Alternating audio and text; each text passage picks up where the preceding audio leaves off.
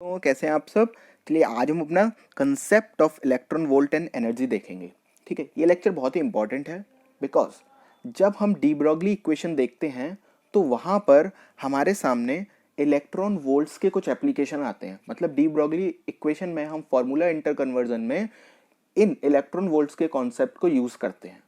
तो वहाँ पर अगर हमें इलेक्ट्रॉन वोल्ट की नॉलेज नहीं है तो हम न्यूमेरिकल्स को सॉल्व नहीं कर सकते हैं।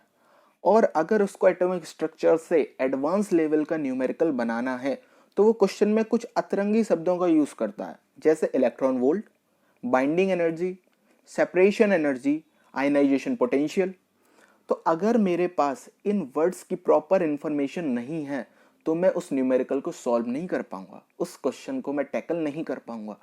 और इन न्यूमेरिकल्स, इन कॉन्सेप्ट्स की मेरे पास नॉलेज होना इसलिए भी इंपॉर्टेंट है क्योंकि कभी कभार ये जो टर्म्स हैं वो किसी और टर्म को रिप्रेजेंट करते हैं और उस टर्म की नॉलेज ना होकर मुझे इन्हीं टर्म्स की वैल्यूज दी जाती हैं। फॉर एग्जांपल जैसे कि मेरा इलेक्ट्रॉन वोल्ट जो है वो मैं अभी देखूंगा एनर्जी को रिप्रेजेंट करता है। ठीक है ना। तो मुझे अगर क्वेश्चन में एनर्जी की जरूरत है और मुझे दे दिया गया वहां पर इलेक्ट्रॉन वोल्ट से संबंधित कुछ, बट मुझे पता नहीं है कि इलेक्ट्रॉन वोल्ट एनर्जी ही होती है मेरी एक टाइप की, तो मैं उस क्वेश्चन को टैकल नहीं कर पाऊंगा। इसलिए इलेक्ट्रॉन वोल्ट मेरे लिए पढ़ना बहुत जरूरी है। तो चलिए शुरू करते हैं, इलेक्ट्रॉन वोल्ट क्या चीज है।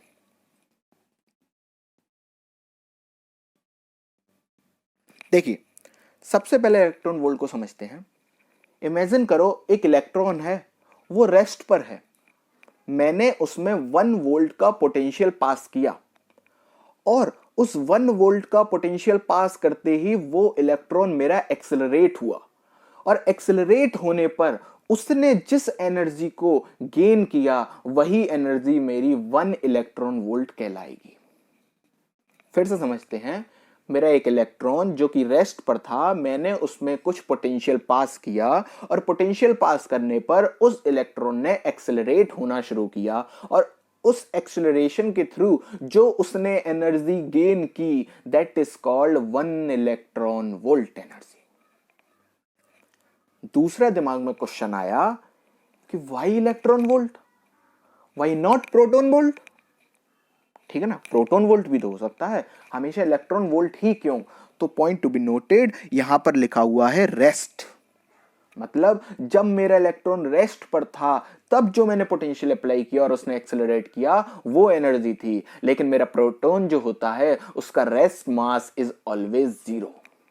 मींस मेरा प्रोटॉन कभी भी रेस्ट पर नहीं होता, वो ऑलवेज या तो मोशन करता रहेगा या फिर प्रोटॉन और न्यूट्रॉन में इंटर कन्वर्जन होते रहते हैं। ये वाली बात हमें पता है, इसलिए we always use electron volt.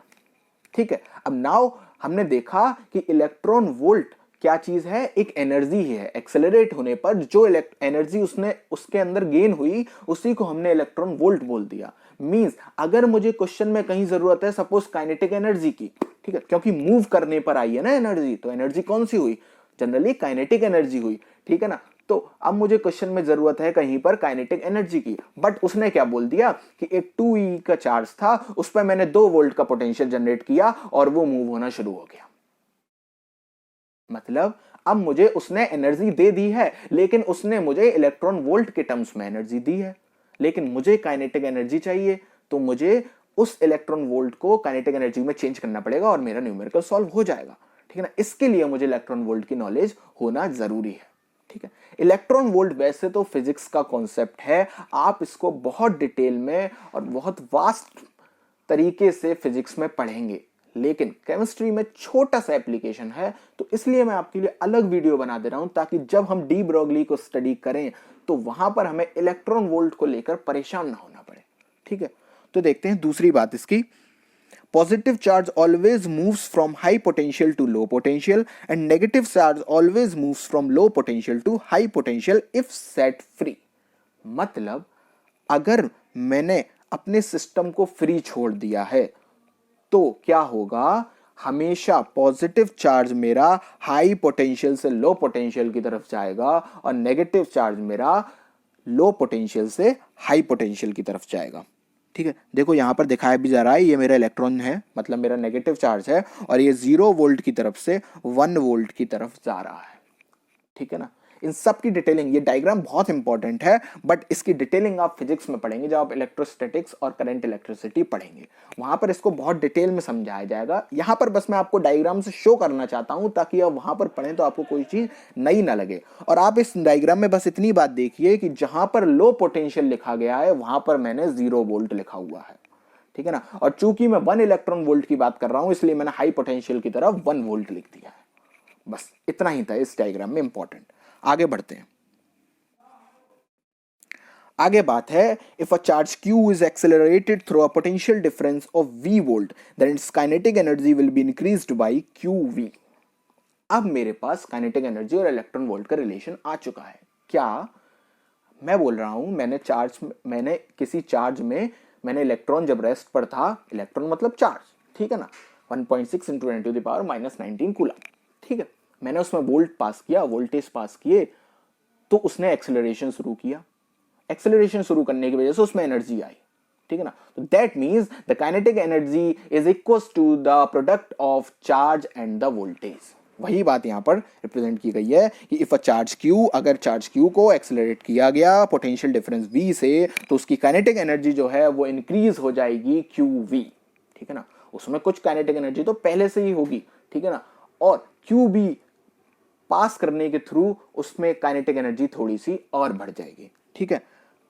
लेकिन 1 इलेक्ट्रॉन वोल्ट और कूलाम का जो रिलेशन है वो क्या है, 1 electron volt is equal to 1.6 into 10 to the power -19 joule, ठीक है ना। मतलब इतना कूलाम चार्ज था, इतने वोल्ट से पास किया गया, तो कूलाम इंटू वोल्ट क्या होता है मेरा, जूल होता है। तो 1 electron volt is equal to 1.6 into 10 to the power -19 joule. ये बहुत ही इंपॉर्टेंट इंटर कन्वर्जन है, ठीक है ना। इस वैल्यू को आपको याद रखना है। कभी कभार वो पूरी क्वेश्चन में जो चीजें देता है वो इलेक्ट्रॉन वोल्ट में देता है और आपसे आंसर वो जूल में पूछ लेता है, तो आपको ये वाली वैल्यू याद होनी चाहिए। 1 electron volt is equal to 1.6 into 10 to the power -19 joule.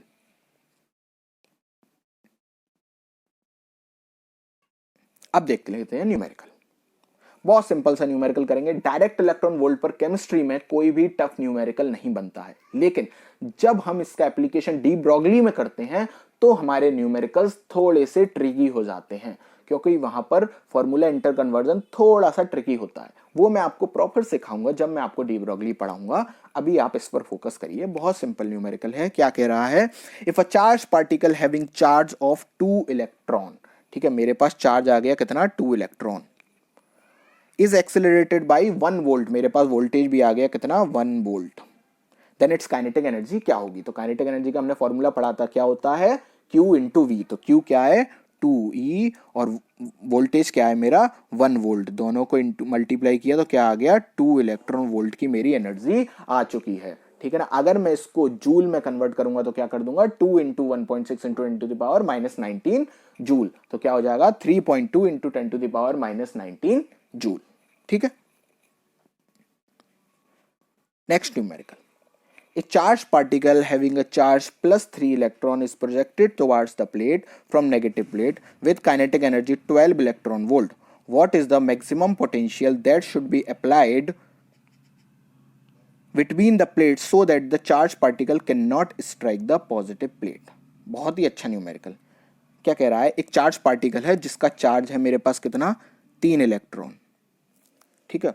उसको मैंने नेगेटिव प्लेट से प्रोजेक्ट कराया, जिसकी काइनेटिक एनर्जी कितनी थी, 12 इलेक्ट्रॉन वोल्ट, ठीक है।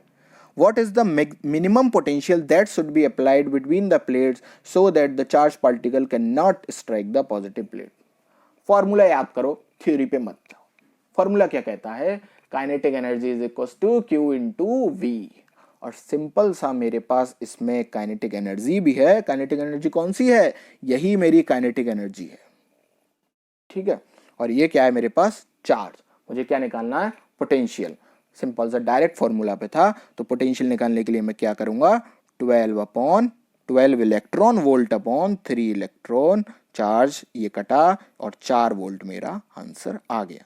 यूनिट को मैं साथ के साथ लिख रहा हूं न्यूमेरिकल में, बिकॉज मैंने यूनिट कन्वर्जन में सिखाया था ये वाली बात। यूनिट को जब भी आपको न्यूमेरिकल करेंगे तो यूनिट को आपको साथ साथ लिख के हुए चलना है ताकि आपका न्यूमेरिकल गलत ना हो, ठीक है, तो ये दो न्यूमेरिकल थे और इलेक्ट्रॉन वोल्ट बस इतना सा ही था, ठीक है ना।